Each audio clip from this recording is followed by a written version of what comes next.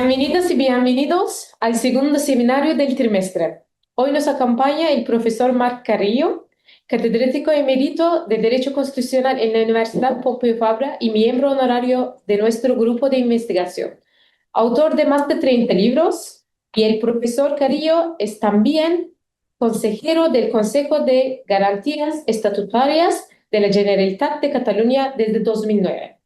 A lo largo de su carrera ha ocupado diversos cargos institucionales como miembro de la Junta Electoral Central de España, del Consejo Consultivo y de la Comisión Jurídica Asesora de la Generalitat, así como del Consejo de la Información de Cataluña. Sus líneas de investigación se centran en los derechos fundamentales, la organización territorial del Estado y el derecho europeo. Muchas gracias. Gracias. Hola, Jorge. Bien, el tema que os propongo, una parte de los presentes, no, únicamente una persona de los presentes ya lo escuchó en un seminario que organizó el Consejo de Garantías Estatutarias hace ya unos cuantos meses en la sede del Consejo. Era Babet y estaba también Zelal, disculpa, Zelal, tú y también hay más personas. Perdón. Y estaba también Luis, creo también. Marcela. Marcela, no sé si... O sea que para los presentes, pues... Eres fans, Marc. será repetir algunas ideas y algunas nuevas que expondré. El tema general de este seminario era examinar la fuerza vinculante de la jurisprudencia de la Corte Constitucional Española respecto de todos los poderes, no únicamente del legislador, no únicamente, por supuesto, de los jueces, sino también de un órgano que es en parte una singularidad, en parte solamente, del sistema de descentralización política que existe en España, que son los llamados consejos consultivos. Los consejos consultivos, y hago una previa, tienen en el ámbito estatal un órgano por excelencia de tradición napoleónica, que es el Consejo de Estado, y que, como algunos aquí presentes en sus propios países, también existe un órgano de esta naturaleza. Lo que ocurre es que la diferencia, sobre todo con respecto a Italia y con respecto a Francia, el Consejo de Estado en España ejerce exclusivamente funciones consultivas, no es un órgano jurisdiccional, a diferencia de Italia, a diferencia de Francia. Bien, como consecuencia de la descentralización política diseñada por la Constitución española, a medida que se fueron constituyendo las actuales 17 comunidades autónomas, dentro, en el ámbito de su autonomía política e institucional, crearon, además de un parlamento, su gobierno, etcétera, un órgano consultivo que ejercía las funciones similares al Consejo de Estado en el conjunto de España, en relación al gobierno autonómico, un órgano consultivo respecto del gobierno autonómico, y la denominación es esta. Casi todas, no todas, disponen de un órgano de esta naturaleza. Hago una previa que es bien conocida por los colegas, digamos, del Estado español aquí presentes, los colegas españoles. Sin embargo, hay una diferencia, y la diferencia es Cataluña.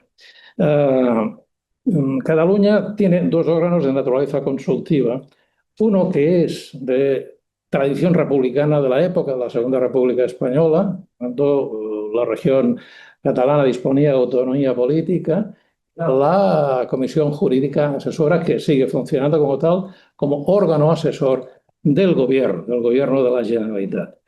Mientras que el otro órgano, y esta es la singularidad, desarrollado por el nuevo Estatuto de 2006, es el llamado Consejo de Garantías Estatutarias, que ejerce una función alejada completamente de lo que es propio de un órgano consultivo del gobierno, sino que es un órgano que enjuicia, que valora de manera consultiva, no jurisdiccional, los proyectos y proposiciones de ley que son objeto de elaboración en el seno del Parlamento de Cataluña, si su opinio iuris es requerida por bien por el propio gobierno, bien por la minoría parlamentaria. Esta es la singularidad catalana, a la cual se acompaña, pero muy moderadamente, dos casos más, que es el caso de la Comunidad Autónoma de Canarias, o las Islas Canarias, y el caso de Andalucía, pero con la diferencia respecto de Cataluña, de que en estas las dos citadas comunidades autónomas, el Consejo Consultivo ejerce la doble función. No únicamente, sobre todo, órgano consultivo del gobierno, sino que también ejerce una función muy moderada, consultiva, de valoración de la validez constitucional de los anteproyectos de ley que elabora el gobierno y que después irán al Parlamento regional. Esta es la singularidad y que me parecía interesante poner de relieve esta noticia para los que la conocéis o que conocéis menos el sistema constitucional español. Bien, a partir de aquí, el seminario que se hizo, en el que participaron ex magistrados del Tribunal Constitucional Luis López Guerra, Xiol Rius, y luego, digamos, miembros de órganos consultivos como una miembro del Consejo de Estado, una catedrática de Derecho Internacional Comunitario, y yo mismo, y asimismo un letrado de la Junta de Andalucía. Y estos tres últimos teníamos el encargo de examinar, reflexionar sobre algo de lo que se habla menos, y es en qué medida el Tribunal Constitucional, como juez supremo de la Constitución, como intérprete supremo de la Constitución, pero no único, su jurisprudencia vincula y en qué grado a los órganos consultivos cuando estos ejercen esa función respecto, en el caso de Cataluña, y centraré la atención, que creo que es el tema más singular, el caso de Cataluña, como órgano consultivo del órgano de autogobierno de la Generalitat, es decir, entendiendo por la Generalitat lo que es correctamente la suma de Parlamento, Gobierno y Presidente de la Generalitat. Es decir, en esa función consultiva, este Consejo emite dictámenes, opinio juris, no sentencias, que son preceptivos cuando lo establece el Estatuto, que es la norma institucional básica de la comunidad autónoma, no la Constitución, sino, digamos, el estatuto regional.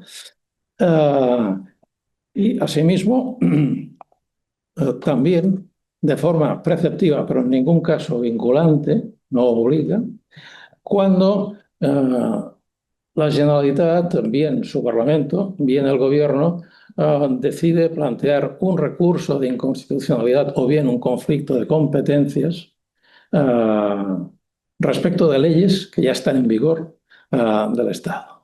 Con lo cual, es importante poner de relieve ya que en este dictamen que el Consejo de Garantías debe elaborar en el plazo máximo de un mes, en algunos casos y en otros, si se trata de un decreto ley, en 7 días, como podéis comprender, el Consejo de Garantías tiene su momento de gloria interpretativo, valga la expresión coloquial, porque siempre se pronuncia o se pronunciará sobre una ley o un proyecto de ley que eventualmente después irá al Tribunal Constitucional. Con lo cual el Tribunal Constitucional ya tiene una opinio juris al respecto, en relación a la cual, pues, el caso que le ha hecho, pues, digamos que ha sido relativo, pero no nulo. Bien, a partir de aquí, la exposición que os propongo parte de una premisa, y es que los consejos consultivos, Consejo de Garantías, son también poder público y, por tanto, si son poder público, también ejercen función interpretativa de la Constitución. Y más precisamente de lo que en España se entiende, y también en Francia, pero con una distinción muy importante, función consultiva sobre el denominado bloque de la constitucionalidad. En España, el bloque de la constitucionalidad, desde un punto de vista jurídico, es muy importante. Es un concepto doctrinal, jurisprudencial, pero no normativo. que está integrado por el binomio Constitución más Estatuto. Este es el parámetro que el Tribunal Constitucional debe retener siempre para verificar la delimitación competencial en casos de conflicto, que es lo habitual en la actividad del Consejo Consultivo, del Consejo de Garantías, verificar la adecuación al sistema interior de distribución de competencias, teniendo en cuenta no únicamente la Constitución, que sería lo propio de un sistema federal. España no es un sistema federal, aunque pueda asimilarse parcialmente en algunos aspectos, es un sistema singular en el que las competencias vienen determinadas de forma genérica por la Constitución y complementadas teóricamente por el Estatuto. Ese binomio es el parámetro de referencia que debe tener en cuenta el intérprete de la Constitución, empezando por el Tribunal Constitucional y por los siguientes. Por tanto, también por el Consejo de Garantías. Por tanto, la primera premisa es sostener y argumentar que en su condición de poder público es también intérprete de la Constitución, lo cual puede ser una obviedad, pero no lo es tanto por las razones que después intentaré explicar. El segundo tema es una pregunta, que es el caballo de batalla.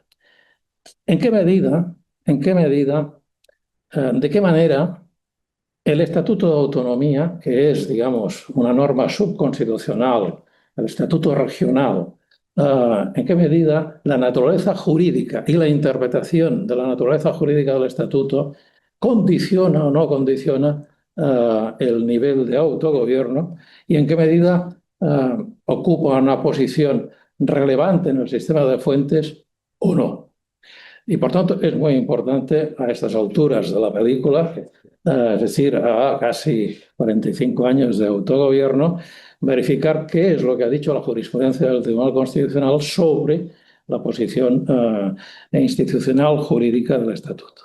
Y en tercer y último lugar, después de la pregunta, una propuesta. Y es que los consejos de garantías, el Consejo de Garantías, perdón, y los consejos consultivos que ejercen juicio de validez consultivo sobre los proyectos de ley, anteproyectos, es decir, el caso canario y el caso andaluz, el resto no. ¿En qué medida estos pueden operar como impulso en su opinio juris, en la emisión de sus dictámenes, pueden operar como impulso a eventuales cambios en la interpretación constitucional que haya sido en su momento asentada por el propio Tribunal Constitucional? Dicho de otra manera, el Consejo de Garantías en un momento determinado podría convencer al Tribunal Constitucional de un overruling, de la necesidad de un cambio de jurisprudencia. Bueno, este era el hilo conductor de mi ponencia, que la tenéis por escrito, que debe aparecer publicada, creo que pronto, en un libro colectivo. Bien, sobre la primera cuestión, cosas conocidas. El Tribunal Constitucional es intérprete supremo de la Constitución. Es una obviedad indiscutible. Pero asimismo no es el único intérprete. No es el único intérprete de la Constitución y asimismo su jurisprudencia en ningún caso, por principio, ha de ser inmutable. Es evidente, no obstante, que el tribunal monopoliza, como no puede ser de otra manera en un sistema continental de judicial review, monopoliza el juicio de validez constitucional sobre la ley. Esto queda asentado. Bien, a partir de aquí, una segunda consideración. Los consejos de garantía en esa función de juicio de validez no son en ningún caso órganos asesores de las comunidades autónomas. No es un órgano consultivo, no es el Consejo de Estado que en su momento asesora, incluso operando con criterios de oportunidad y no únicamente de legalidad, al gobierno correspondiente sobre un tema concreto. No son asesores, por tanto, hemos de diferenciar su posición jurídica de respecto del Consejo de Estado y de los órganos consultivos de los respectivos gobiernos. Por tanto, presupuesto previo. La función consultiva en este caso no puede ser equiparada a la propia de un órgano consultivo, como acabo de decir. Y la diferencia es importante porque un órgano consultivo ejerce su función de esta naturaleza sobre la ley y la aplicación de la ley. Y en este sentido, ¿qué es lo que hacen los órganos consultivos tradicionales, Consejo de Estado, etcétera? Aconsejar, asesorar, suministrar elementos de juicio a los demás órganos de la administración pública e incluso emitir opiniones por razón de oportunidad que debe tener en cuenta el órgano que le consulta. ¿Qué es el órgano? Esto es lo lógico en un órgano de esta naturaleza. Mientras que si se trata de un Consejo de Garantías que su único referente es emitir opinión sobre la ley, el juicio de oportunidad queda absolutamente excluido, un juicio, digamos, de oportunidad política, si cabe. En este sentido, sobre los órganos, como el caso canario, como el caso andaluz y sobre todo el caso de Cataluña, hace ya muchos años un excelente catedrático de Derecho Constitucional ya fallecido, canario, Gumersindo Trujillo, hacía una reflexión interesante que vale la pena recuperar sobre el papel institucional de estos órganos, que entre paréntesis he de reconocer que son sumamente desconocidos, empezando por los abogados en ejercicio, siguiendo por los estudiantes de esta facultad. Es decir, es conocimiento vox populi, lamentablemente, es muy reducido, sin perjuicio de que su opinión en su momento puede ser enormemente importante, sobre todo en el caso de Cataluña, y no me extiendo en relación a cuestiones bien conocidas por buena parte de los presentes. Pues bien, decía Gumersindo Trujillo, son instituciones integradas en el seno del autogobierno, producto de la autonomía institucional. Son piezas, decía, o elementos de la estructura política de las comunidades autónomas, de la estructura política, no únicamente del aparato jurídico de la comunidad autónoma. Y por tanto, su función, reiteraba, no es reconducible, no es asimilable a la propia del Consejo de Estado. Por tanto, los consejos consultivos no dejan de aparecer también como un elemento más de contrapeso al poder autonómico, es decir, un límite al excesivo ejercicio del poder reconocido en sus competencias. Por tanto, su interpretación, la opinio juris, se hace presente siempre en el debate jurídico. Es lo que os decía con anterioridad, en la medida en que por razones de tempus siempre se pronuncia antes de que eventualmente esa misma ley pueda recalar ante el Tribunal Constitucional, es evidente que en el debate jurídico interpretativo sobre la norma hay un actor que ya ha intervenido, que es el Consejo de Garantías. Disculpad, estoy utilizando Consejo Consultivo, Consejo de Garantías. Entiendo que cuando hago Consejo Consultivo me refiero a la función sobre la validez de la ley, no al otro. Pues bien, el hecho, no obstante, como propio de un órgano consultivo, que su dictamen no vincule, no obligue, naturalmente no impide que su eventual rechazo por parte del Parlamento, del Gobierno regional, que es el destinatario de la opinión juris, eso no empece para que esa opinión pueda ser tenida en cuenta y, por supuesto, si es tenida en cuenta y el Gobierno autónomo, cuando plantea un recurso contra una ley estatal o plantea un conflicto de competencias contra una disposición estatal que teóricamente invade las competencias de la Generalitat, es evidente que el Tribunal Constitucional, intérprete supremo, no puede obviar esa opinión y ha de recogerla, ha de contrastarla, valga la expresión también coloquial y muy actual, ha de dialogar en su momento en la fundamentación jurídica para asumirla o para rechazarla, pero en todo caso motivar. Hay que decir, y lo adelanto con un cierto conocimiento de causa, que ese diálogo ha sido más bien muy modesto, muy modesto. Segunda cuestión, el tema de la pregunta, que es el tema cabdal, que diríamos en català, el tema esencial. En primer lugar, tengo que hacer una serie de consideraciones sobre la jurisprudencia del Tribunal Constitucional en relación a la naturaleza jurídica de los estatutos. Es un tema esencial. Si hemos dicho que las comunidades autónomas y los consejos de garantía son intérpretes del bloque de la constitucionalidad, que no son asesores, la clave de bóveda sobre lo que pueden hacer se encuentra en las posibilidades que el ordenamiento jurídico dé al Estatuto como fuente de derecho. De acuerdo con la Constitución, el Estatuto de Autonomía es norma institucional básica, que se aprueba formalmente mediante una ley orgánica estatal. Bien. Es igual a una ley orgánica de otra naturaleza, de otro contenido, emitida por el Estado? Gran pregunta. Sobre este tema, desde buen principio, cuando se elabora la Constitución, una Constitución deliberadamente ambigua en cuanto a la determinación del sistema de competencias, título octavo, la ambigüedad, el carácter genérico, fue objeto de un artículo célebre de un ilustre jurista, presidente del Tribunal Constitucional, Pedro Cruz, que en un momento determinado dijo un artículo de título muy original, muy imaginativo, el jurista persa, para describir que ese jurista persa tendría graves dificultades para determinar, estudiar cuál era el sistema de distribución de competencias en España si se fijaba exclusivamente en el texto de la Constitución. Había que ir forzosamente al Estatuto como norma, digamos, que complementaba, que complementa el sistema de distribución, que concreta.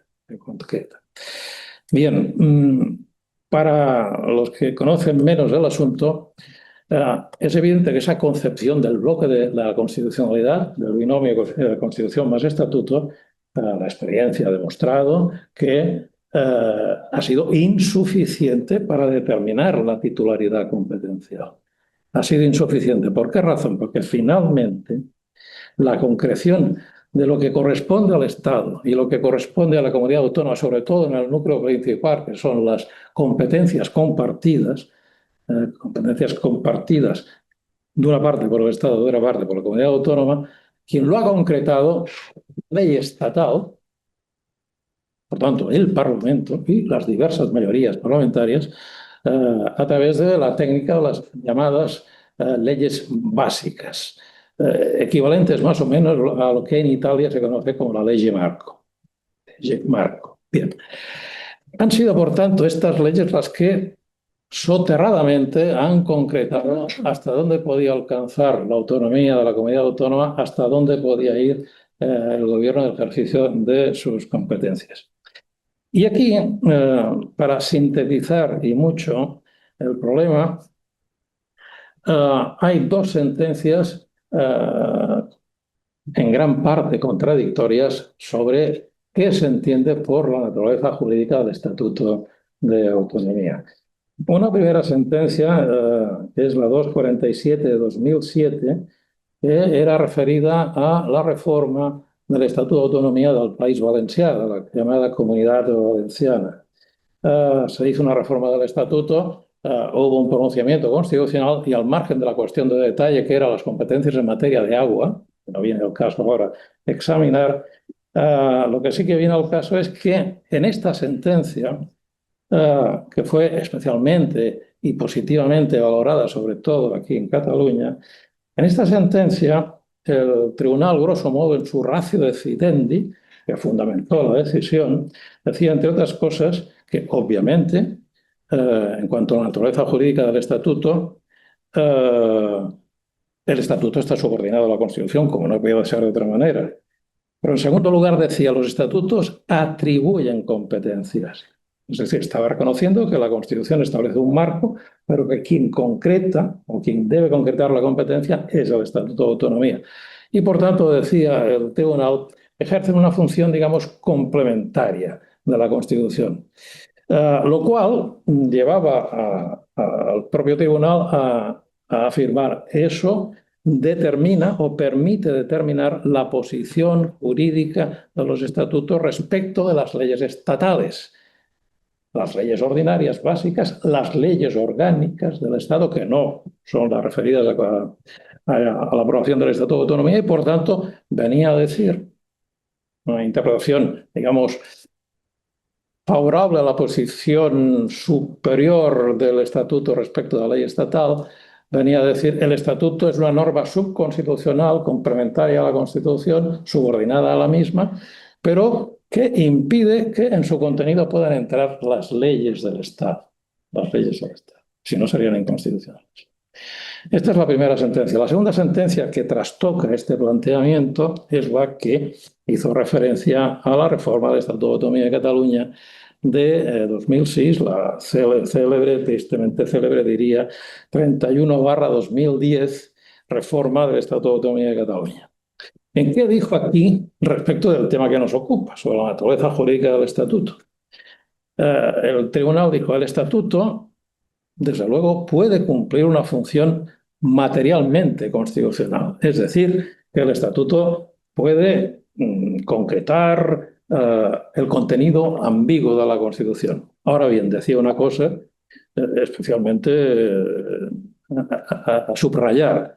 Decía, pero ello solo tiene esa dimensión material de complementar un valor doctrinal, es decir, una creación académico-doctrinal, pero sin relevancia normativa. ¿Por qué? Pues porque decía que es en función de los principios de jerarquía y de competencia, que son los que delimitan la relación Estado-comunidad autónoma, la posición jurídica del Estatuto, y aquí viene el tema, es equivalente a cualquier otra ley orgánica. Con lo cual, en esta sentencia del tribunal se olvidaba de consideraciones que él mismo en el pasado y el legislador constituyente y el legislador estatutario, los que hicieron los estatutos, utilizaron habitualmente, que era, por ejemplo, ninguna referencia a lo que define el sistema singular de distribución de competencias en la Constitución española, que es el principio dispositivo. Es decir, tú, comunidad autónoma, a través de tu estatuto, utilizando naturalmente como límite el marco constitucional, tienes un principio de disposición para graduar tu autonomía.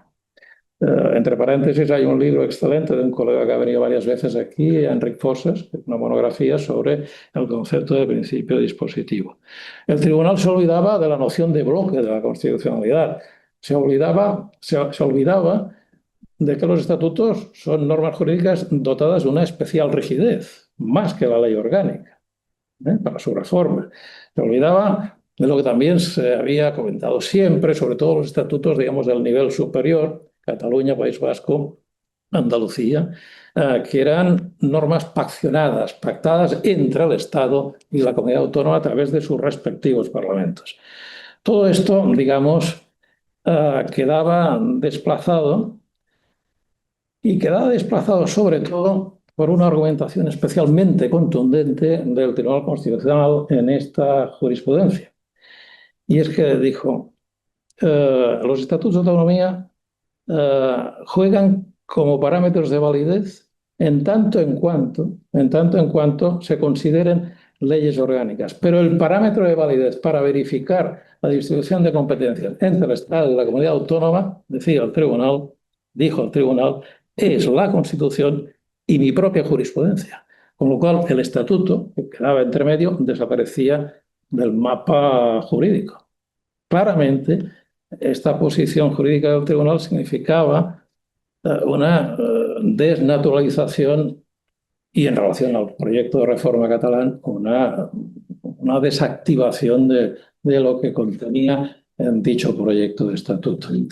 Entre paréntesis, para que os hagáis una idea, los que lo conocéis menos, lo que hace el Estatuto de Autonomía en parte no deja de ser un cierto brindis al sol, en parte, pero es fruto de una experiencia. Y la experiencia era que la delimitación de competencias que os he descrito, y en la determinada sobre todo, era la ley básica estatal a partir de una concepción muy amplia, muy extensiva del mínimo común denominador que el Estado se reservaba para sí mismo, incluso alterando el espíritu de su propia jurisprudencia, con lo cual el margen de autonomía quedaba enormemente, tradicionalmente, restringido. Esa ha sido la historia en gran parte sobre todo la interpretación de la relación entre estatuto y ley básica.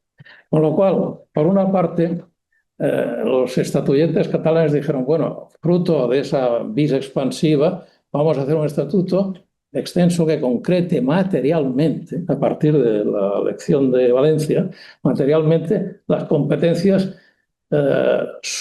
materia por materia y submateria por submateria. Es decir, un estatuto a veces que parece una novela Río porque es muy extenso, muy extenso. Y sobre todo hacía una cosa que podía resultar controvertida, y era que no únicamente se preocupaba por la delimitación material, lo que en Cataluña se dijo en el ámbito periodístico, que es una estupidez, pero bueno, era descriptivo, encorsetar, blindar la autonomía. Blindaje en términos jurídicos no existe. Pero hacía otra cosa, digamos, más relevante, y era determinar funcionalmente las competencias. Es decir, qué es lo que puede hacer tu Parlamento, qué es lo que puede hacer tu gobierno, etcétera, cuando, claro, el Estado podía tener razones fuertes para decir, no, esta es una competencia del Estado que dice qué es lo que puede hacer su Parlamento funcionalmente, y qué puede hacer su gobierno.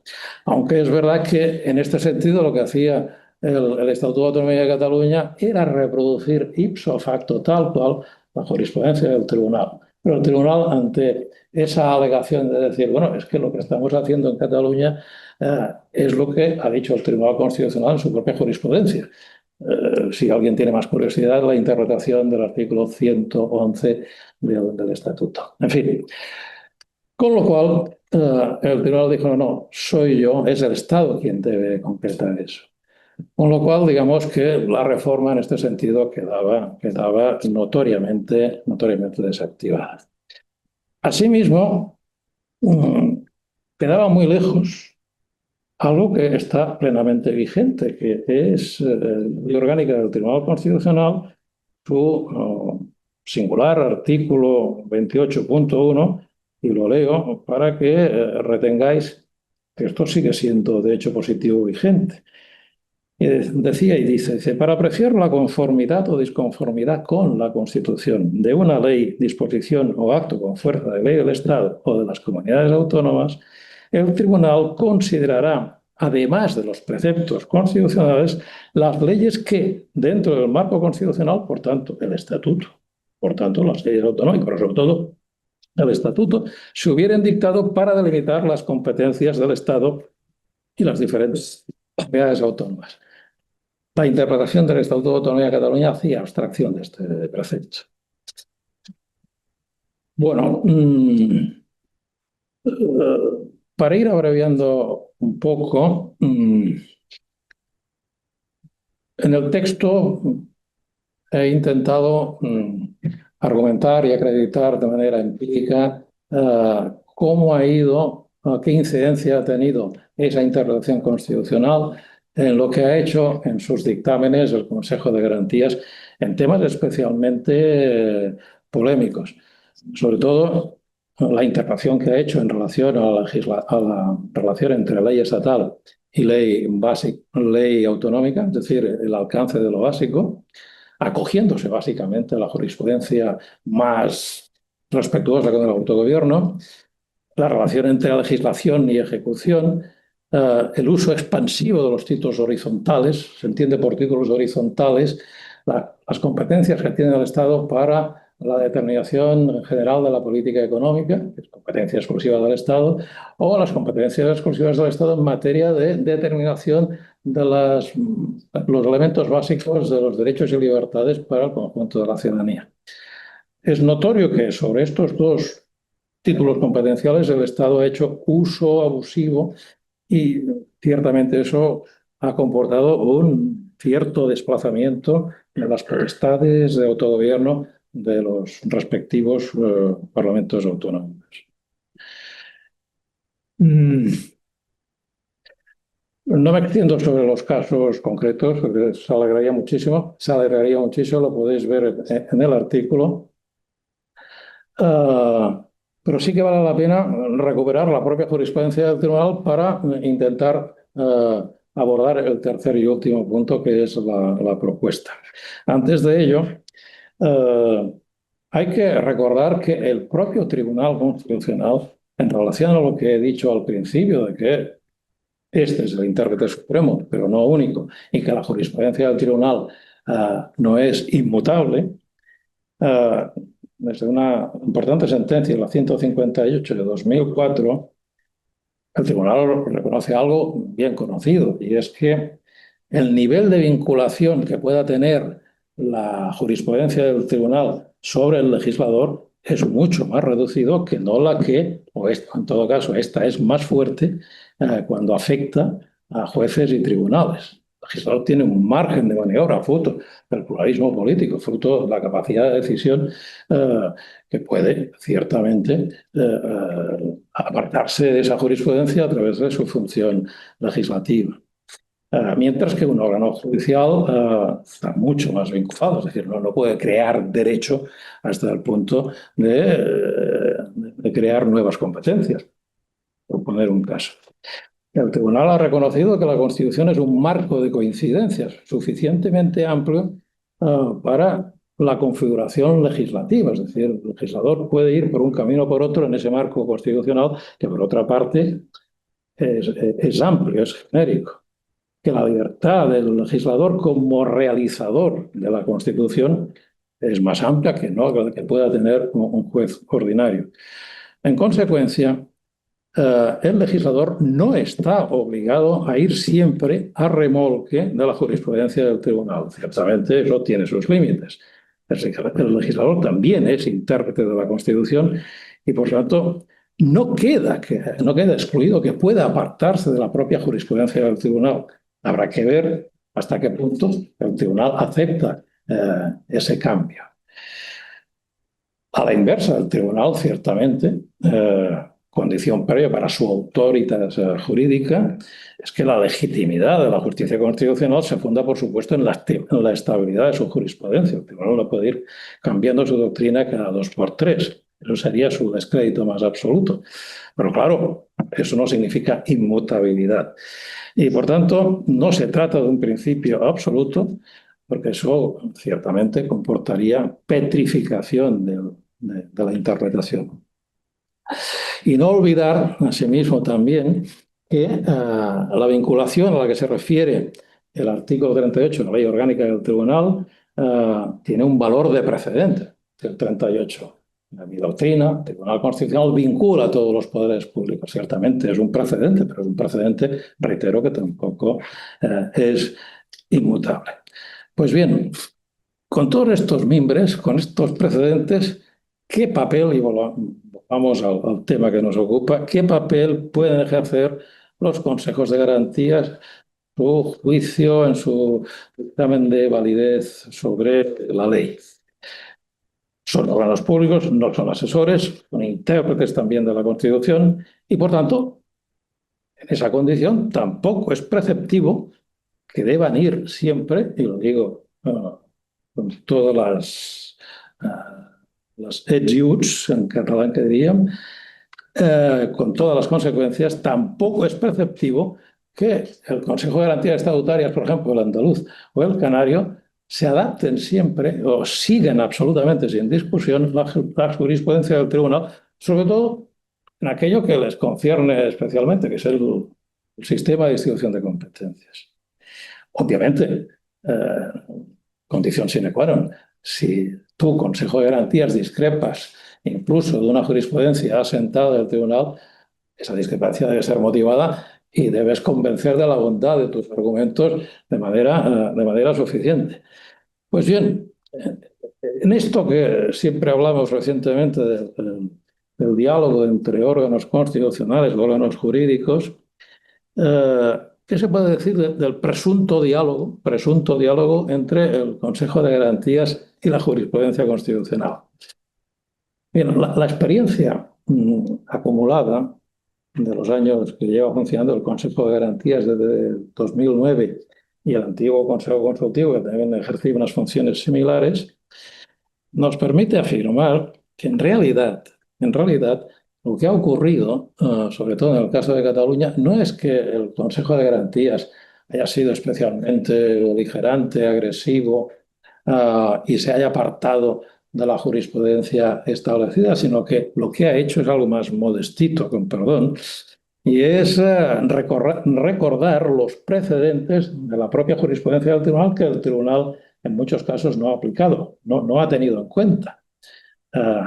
Es decir, le he recordado, oiga, que lo que usted ha dicho sobre el alcance de lo básico, nosotros lo asumimos plenamente, pero resulta que el legislador hace abstracción de eso a menudo y eso no comporta después un juicio de validez negativo, sino que el tribunal ha sido muy deferente con el legislador. Por tanto, no ha sido tanto una discrepancia de interpretación jurídica como un recordatorio del propio Consejo de Garantías al tribunal de decir, oiga, hay una jurisprudencia que nosotros asumimos plenamente y que debía ser aplicada en este caso. En el artículo os hablo de casos en relación a los temas polémicos, por ejemplo, recientemente, sobre temas tan, digamos, diríamos pueriles, pero es de vida cotidiana, la ley de rebajas comerciales. O, por ejemplo, la ley que regula, el decreto ley que regula el ingreso mínimo vital. O otro decreto ley que regula las condiciones administrativas, técnicas y económicas sobre las modalidades de suministro de energía eléctrica, por cierto. Todo eso el Consejo de Garantías ha ido recordando la propia jurisprudencia del tribunal que en muchos casos, no ha tenido en cuenta su propia jurisprudencia constitucional. Y sobre todo, hay algunos casos especialmente, digamos, llamativos. Uno de los temas a través de los cuales el Estado ha invadido competencias que no le correspondían, ha sido en un ámbito de ejercicio de competencias ejecutivas, no de competencias de legislación. Me refiero a lo que se denomina el spending power, el poder de gasto del Estado y de las comunidades autónomas. Grosso modo, ¿qué ha significado esto? Hay un dicho también en catalán que quien paga manda. Pues lo que ha ocurrido es que si el Estado subvencionaba en el ejercicio de la actividad de fomento, actividades culturales, actividades de formación profesional, etcétera, etcétera, si el Estado ejecutaba ayudas que procedían de la Unión Europea, la jurisprudencia del Tribunal Constitucional, desde una sentencia célebre, la 1392, estableció unas reglas muy claras sobre cómo entender el ejercicio de competencias en función de quién procedía a la ayuda y sobre qué materia procedía la ayuda. Si era una materia de carácter exclusivo de la comunidad autónoma, es obvio que la capacidad de la comunidad autónoma para gestionar esas ayudas debe ser plena. ¿Qué ha ocurrido, sin embargo? Que en muchas ocasiones el Estado ejecutor de la legislación europea o el Estado protector que da ayudas, como yo ayudo, yo gestiono todo, con lo cual la competencia quedaba desplazada. Hasta el punto que el propio Tribunal Constitucional ha recordado, no una, sino en 2 o 3 ocasiones, al propio gobierno de turno o al propio Parlamento de turno, ha apelado a la lealtad constitucional para aplicar por parte del gobierno, por parte del Parlamento estatal, la jurisprudencia que le vinculaba. Bien, todo esto es el marco empírico en el que nos movemos para ver qué puede hacer y qué no puede hacer un órgano consultivo de esta naturaleza. ¿Hasta dónde llega la disidencia? Pues bien, volviendo al principio, y voy acabando ya, sabemos todos qué es jurisprudencia. Es el criterio constante y uniforme en la aplicación del derecho, algo obvio. La condición del tribunal como intérprete supremo de la Constitución, desde luego, prevalece sobre cualquier otra, incluida la del propio legislador, sin duda. Ahora bien, la Constitución no es siempre, importantísimo, la Constitución no es siempre y en todo caso lo que la jurisprudencia del tribunal dice que es la Constitución. Es decir, la condición de intérprete supremo no significa encorsetar la Constitución a una determinada interpretación durable, pero ineterno en absoluto. Con lo cual, la posibilidad de que la jurisprudencia pueda cambiar es obvia. Y aquí viene el tema. ¿En qué medida ese cambio de jurisprudencia puede ser impulsado desde el exterior del Tribunal Constitucional? Puede ser impulsado, ciertamente, por impulso propio, que el propio Tribunal Constitucional vea la necesidad de overruling, de cambiar. Pero puede ser también producto de una inducción externa. Pues bien, con la perspectiva del tiempo transcurrido en el marco del llamado Estado de las Autonomías y de la interpretación descrita que he hecho sobre el bloque de la Constitución, los consejos consultivos, consejos de garantías, además de retener la jurisprudencia del tribunal, desde luego pueden también operar como impulsores de mutaciones interpretativas, de cambios interpretativos. Es decir, no hay razones de peso para que eso deba de ser impedido.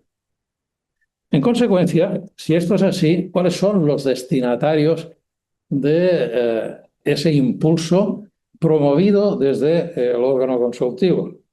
Luego, en primer lugar, las propias instituciones de autogobierno de la comunidad autónoma, que deben ser sensibles a lo que les está diciendo su órgano consultivo, al cual le han pedido opinión, y le dice, oiga, es preciso que esa jurisprudencia pueda ser cambiada porque hay razones jurídicas que lo avalan y nosotros se lo proponemos. Sabed que en el procedimiento constitucional quien interviene, quien tiene legitimación activa procesal para intervenir en el proceso constitucional no es el Consejo de Garantías, sino que es o el Parlamento o el Gobierno, detrás del cual viene, digamos, la opinio juris. En segundo lugar, el propio Tribunal Constitucional, desde luego, es el que puede plantearse el reto de decir, ante una argumentación plausible, yo me atrevo a afrontar un nuevo juicio de validez sobre una ley que en el pasado, una ley similar, que en el pasado yo había considerado adecuada a la Constitución. Y que sin embargo no lo es. Sin embargo no lo es. Bien. Eso plantea algunas cuestiones de relevancia. El legislador, en ese caso, por ejemplo, legislador autonómico, podría incluso reiterar cuando aprueba una ley que en el pasado fue inconstitucional y reiterar su contenido, a pesar de la jurisprudencia del Tribunal Constitucional. Teóricamente no, porque la jurisprudencia vincula a todos los poderes públicos y en consecuencia esa ley se vería condenada al fracaso. Ahora, hay supuestos, alguno con reconocimiento constitucional subrepticio, que eso es así. Hay supuestos fácticos, es decir, que legisladores que han dicho, no obstante, yo vuelvo a legislar en los mismos términos. Hay el caso conocido de la cláusula derogatoria en el Canadá, donde se prevé incluso esa discrepancia con la interpretación del Tribunal Constitucional. Lo más razonable en estos casos, obviamente, y es la respuesta que me diríais, pues, es la reforma de la Constitución. Si estamos en conflicto, la interpretación no es suficiente, por tanto, reforma de la Constitución para cambiar el parámetro.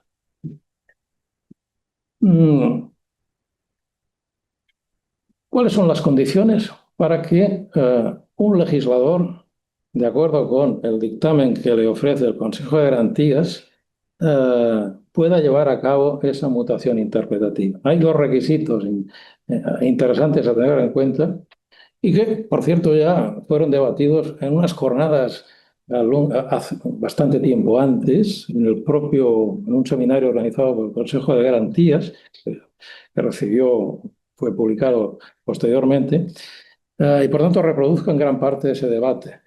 Y es un requisito formal y un requisito material. El requisito formal para que el legislador actúe de esa manera es que detrás de él haya una argumentación sólida que justifique esa, digamos, si queréis, desobediencia interpretativa.